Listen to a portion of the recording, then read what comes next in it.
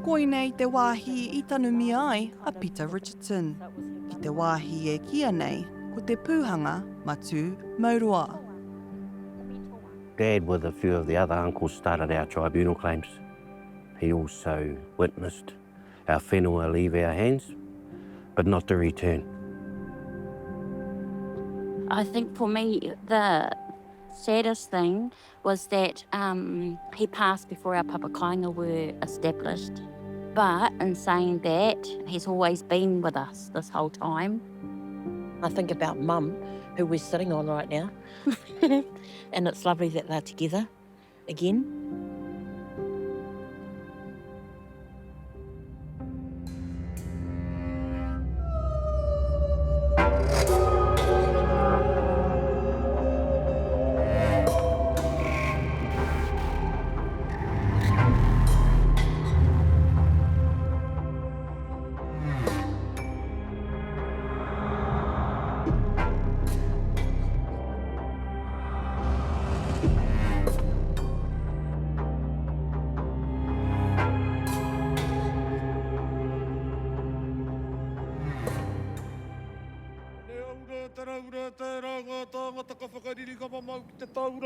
Ia tūmata te wāhi atu taka tūmata toa. Hei hā, tūruki, tūruki, paneke, paneke. Tūruki, tūruki, paneke, paneke.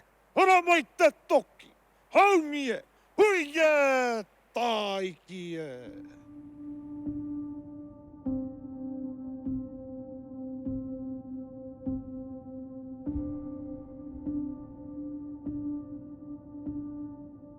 Tō mātou kuia, Parewahawaha Ōhākea kāri I hunuku mai. Kei maunga tautari ke ia e takoto ana. Engari ko ana uri. O mātou tupuna te whatanui mā, taratoa mā, te ahukaramu, te rauparaha, te rangihaiata, waitohi, rātau mā. Katoa ia rahi mai o mātou tupuna ki konei, ki tēnei takiwa. Kanoho mai mātou ki konei, hei pupuri te whenua. Nō reira ai, heke iho mai mātou ngā kāwai o Hoturoa, o Mahinarangi rā o ko Tūrongo, ko mātou tēnei, o te reureu, o te liu pāwhara, o te takiwa nei o Rangitikei. E matapaetia ana ka pūmau te tāhawahawatanga o te wainuku mo ngā whakareanga maha e haere ake nei. Kei hea ke te compensation tūturu o tēnei āhuatanga. Ka hia tau, ka hia rautau e noho mai ana ki konei. E kore pēr aku mokopuna e ki te inga hua. Ki tā wāhi, ara anō atu ngā whakatupatotanga mo te PFAS, mai te tau e 2001. He mea whakaemi ki te tinana, he taoke anō hoki. But the part where this story gets really strange is looking at their origins, because these chemicals came from the Manhattan Project, which was a secret project to build the atomic bomb in World War II.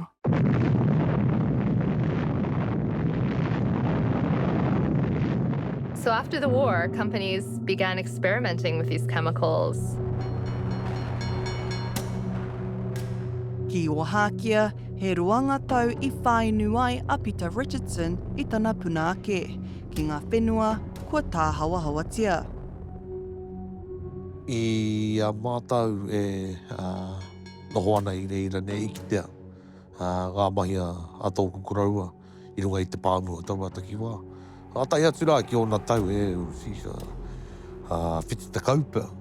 I taua wā kāre mātou I mōhio I pāmai tēnei mate ki taua takiwā. Ngā paitini tukuna atu ai ki te whenua.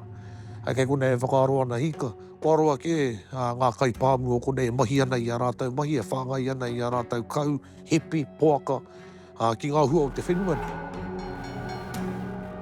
Hei tuku atu, hei hoko atu, hei aha atu, hei kai mā te rohe, te motu, te awai atu rānei.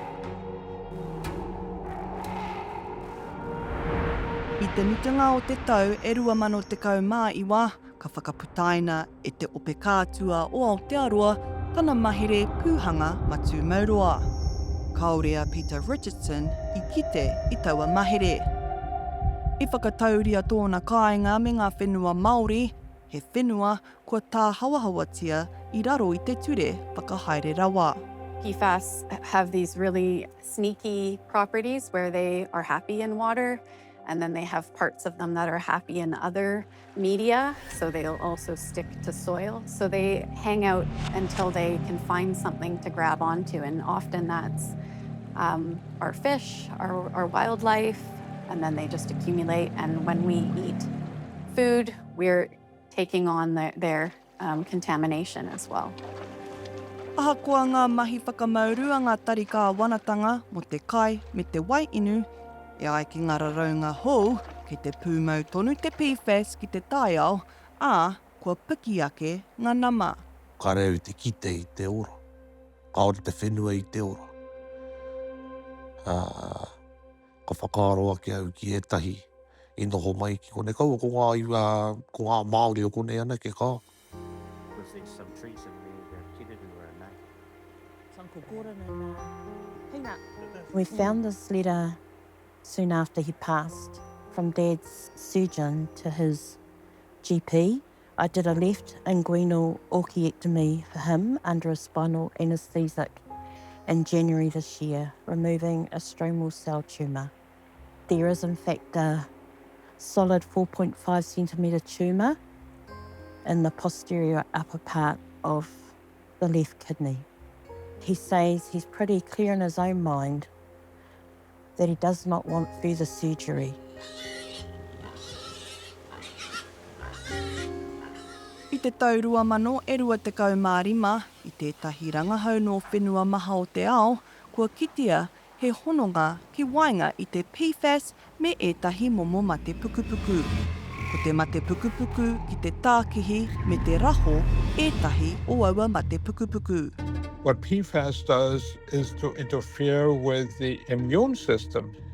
And normally the immune system will clean out all of the abnormal cells that may develop and therefore protect us against cancer.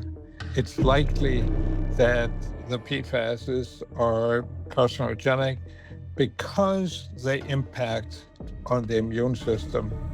E kore tāia te ki na te PFAS I pāki ai a Peter Richardson e te mate pukupuku.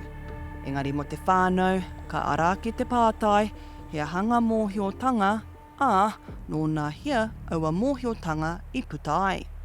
E ai ki ngā mātanga me ka hāke ngā raraunga hauora ārohe.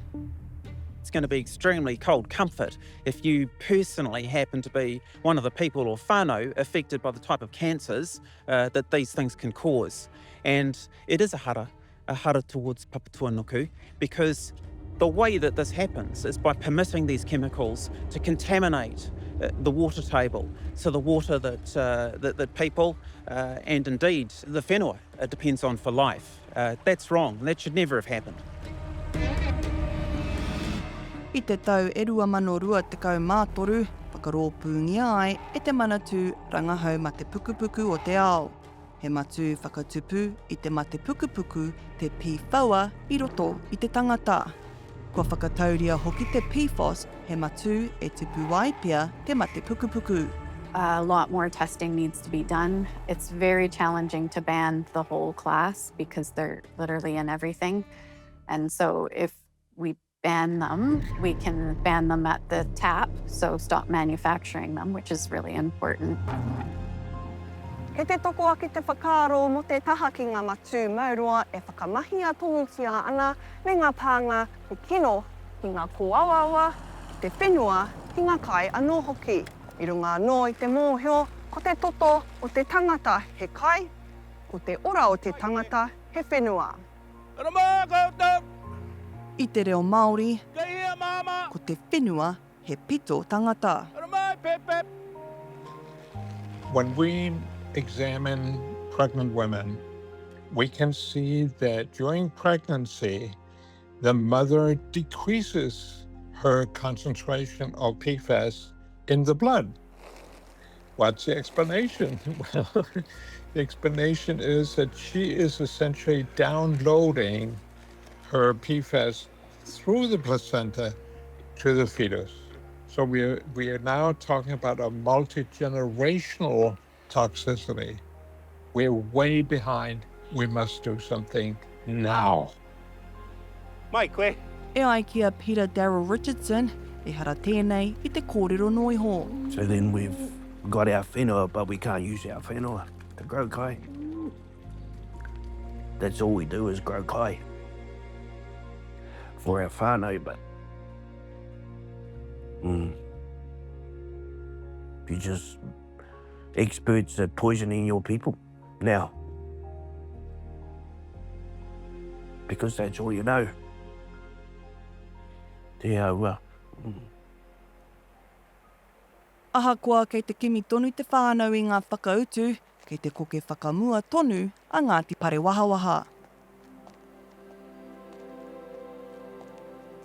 We want somewhere where our kids can come, future generations when we're no longer here, and be able to plant a kai, grow an animal and all that kind of stuff. He rongoā poto. He rongoā poto. I te mea, kua ki te hoki au ki te ka tutuki ana ngā kreme o ngā iwi e hara I te mea ka ngahoro ngā uatanga. Mo etahi iwi, kei te tipu tonu. I hope you get to, something comes out of all of this really. That things can be sorted or somebody's made accountable. Ngāti Parewahawaha has been here for 200 years. We're not going anywhere. We are well established here. This is our tūranga waiwai. This is our home.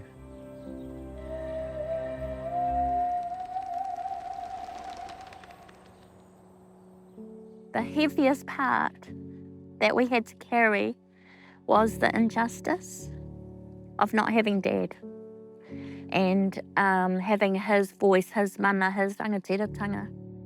We could have had him for the Waitangi claims.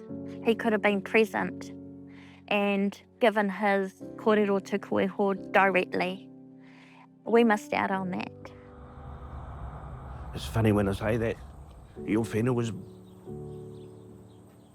buried here on your papakai. And your whenua was poisoned.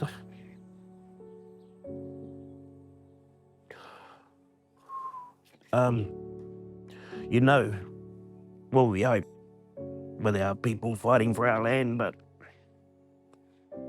we're also fighting for a poison land, are we? What can we do? You'd like to think that your mokopuna and that come back to the whenua, but why should they if it's paru?